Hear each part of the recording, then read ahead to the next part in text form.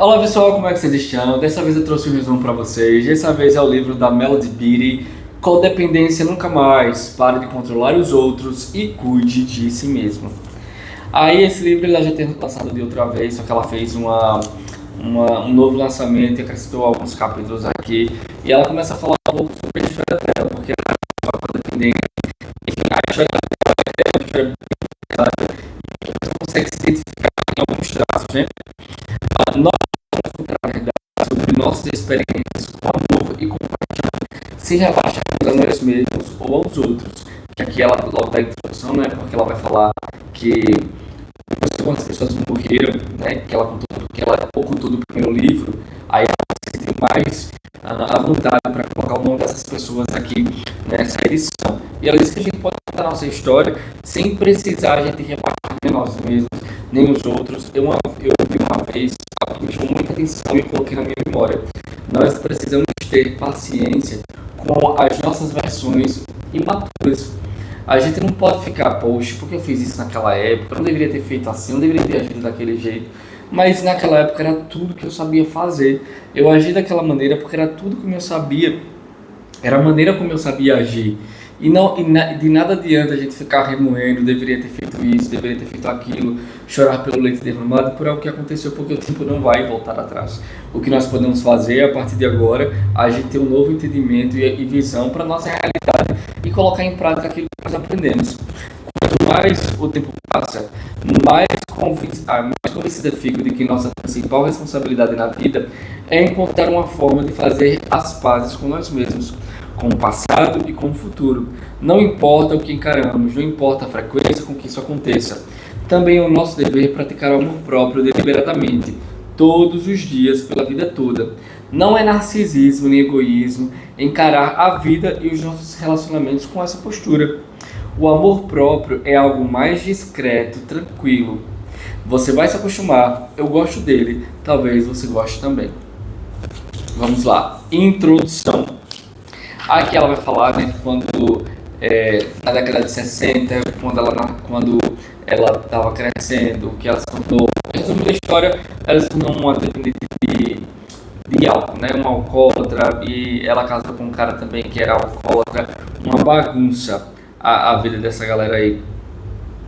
E o que acontece? Depois que ela melhorou, que ela saiu dessa situação, esse alcoólatra, ela começou um tempo depois a ajudar as pessoas nos Alcoólicos Anônimos, a ajudar os familiares dos alcoólatras. A princípio ela não queria, porque ela falou, poxa, eu quero ajudar as pessoas que estavam na mesma condição que eu. Mas a única vaga que tinha para ela naquele momento era ela ajudar as famílias dos alcoólatras, e ela foi lá ajudar. No meu grupo, encontrei pessoas que se sentiam responsáveis pelo mundo inteiro, mas que se recusavam a tomar decisões sozinhas e viver a própria vida, que se doavam constantemente para os outros, mas não sabiam como receber algo em troca, que se doavam até ficarem furiosas, exaustas e completamente acabadas. Algumas que se doavam até desistirem. A maioria dos codependentes era obcecada por outras pessoas. Eles eram capazes de recitar longas listas de atos e delitos alheios com riqueza de detalhes e precisão. O que a pessoa pensava, sentia, fazia e dizia. E o que não pensava, sentia, fazia e dizia. Sabiam o que o outro devia ou não devia fazer. E se perguntavam o tempo todo por que faziam ou não tais coisas. Ou seja, o codependente ele sempre tem um remédio, a solução para a vida da outra pessoa. E fica perguntando, poxa, fulano sabe que esse é o caminho, por que ele não quer fazer? Ainda assim, mesmo tendo uma grande capacidade de percepção dos outros, os codependentes não conseguiam enxergar a si mesmos. Não sabiam o que sentiam, não tinham certeza em relação às próprias opiniões e não entendiam o que poderiam fazer para solucionar os problemas, se é que tinham algum problema além da outra pessoa. Porque o codependente, né, como nós veremos mais à frente, ele tem aquele pensamento que o problema dele é resolver a vida da outra pessoa. E é o único problema que ele tem. Ele não tem problema consigo.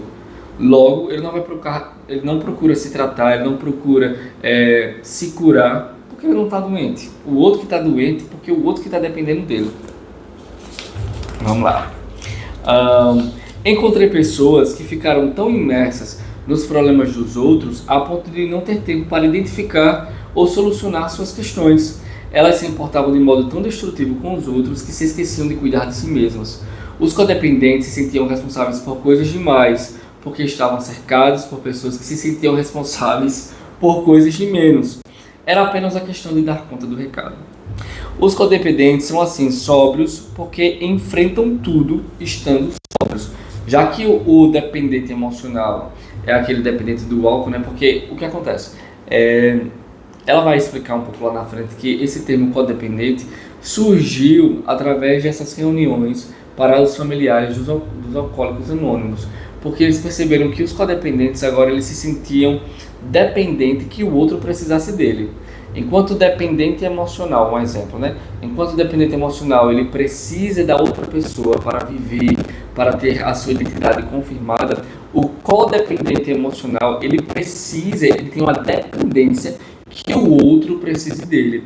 Ele tem uma dependência que o outro o veja como útil para que a sua identidade seja validada.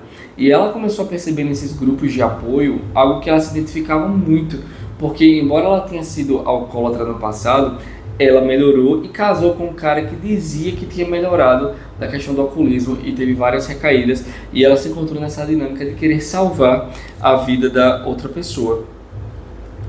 Era uma vez uma mulher que foi morar em uma caverna nas montanhas para estudar com o guru. Aqui ela conta uma historinha para a gente identificar em qual lado estamos. Era uma vez uma mulher que foi morar em uma caverna nas montanhas para estudar com o guru. Segundo ela, seu objetivo era aprender tudo que poderia ser aprendido. I'm sorry. Perdão, pessoal. E eu não vou editar. Vamos lá. Segundo ela, seu objetivo era aprender tudo que poderia ser aprendido. O guru lhe entregou uma pilha de livros e a deixou sozinha para estudar. Toda manhã ela voltava à caverna para avaliar. Ele voltava à caverna para avaliar o progresso da mulher e trazia uma pesada bengala de madeira. Ele sempre fazia a mesma pergunta: você já aprendeu tudo o que pode ser aprendido? A resposta era a mesma. Não, dizia a mulher, não aprendi. Então o guru batia na cabeça dela com a bengala. A cena se repetiu por meses. Um dia o guru entrou na caverna, fez a mesma pergunta, ouviu a mesma resposta e ergueu a bengala para golpeá-la. Do mesmo jeito, mas a mulher agarrou a bengala no ar, impedindo o ataque. Aliviada por acabar com as agressões diárias, porém temendo a represália, a mulher fitou o guru. Para sua surpresa, ele estava sorrindo. Parabéns, disse ele. Você terminou seus estudos, agora já aprendeu tudo o que precisa ser aprendido. Como? Perguntou a mulher. Você aprendeu que nunca aprenderá tudo o que pode ser aprendido. Respondeu ele. E aprendeu a parar de sofrer. É sobre isso que este livro fala. Como parar de sofrer e como ter o controle da própria vida. Muitas pessoas aprenderam a fazer isso e você também vai conseguir. E vamos nessa, pessoal, rumo à recuperação, restauração da codependência. Valeu, parceiro.